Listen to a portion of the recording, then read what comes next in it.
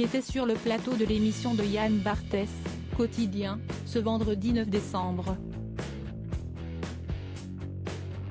Et Philippe Geluck s'est laissé aller à quelques confidences sur sa vie privée.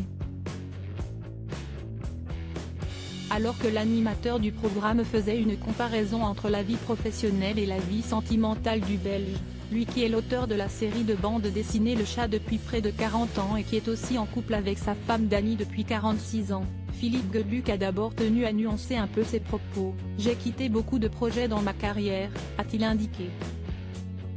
« J'ai fait du théâtre pendant 10 ans puis je me suis rendu compte que ce n'était pas vraiment ce que je devais faire. Puis j'ai fait de la télé pour les enfants, j'ai arrêté au bout de 10 ans, j'ai fait de la radio en Belgique et j'ai arrêté au bout de 13 ans avant d'aller chez Drucker en France pendant 7 ans, a-t-il précisé, avant d'ajouter dans un sourire, avec ma femme, si est-il différent.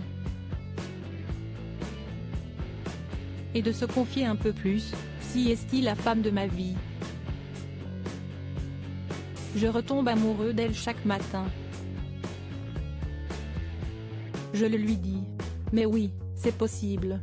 Demain, on fête nos 46 ans. Cette belle déclaration d'amour à celle qui lui a donné 2 enfants, Antoine en 1983 et Lila en 1985, ne s'est pas arrêtée là. Demain, on fête nos 46 ans tout de même. Vous ne la connaissez pas, elle est merveilleuse. Puis l'artiste belge de 68 ans est revenu sur sa carrière. Quand je fais un parallèle entre le chat et ma vie sentimentale, si est-il parce que ce sont 2 histoires longues. Le chat, je crois que si est-il la bestiole de ma vie. Je ne changerai plus là maintenant, a-t-il livré sur le plateau de l'émission. Et de raconter une anecdote pour expliquer comment il sait qu'il ne changera pas. Je pense à un ami, un maître, quelqu'un que j'ai admiré et aimé passionnément, Frédéric Dard, l'auteur des 100 Antonio. Le chroniqueur a déclaré qu'un jour ce dernier avait annoncé à des journalistes qu'il allait arrêter d'écrire des 100 Antonio, parce qu'il voulait écrire autre chose.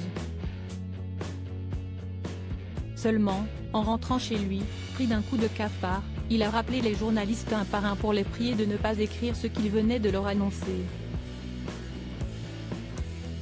Et Philippe Geluck de conclure, il est mort en achevant son dernier roman de 100 Antonio.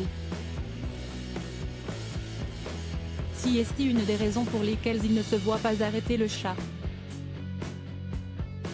Article écrit en collaboration avec 6 médias. Crédit photo, capture d'écran quotidien.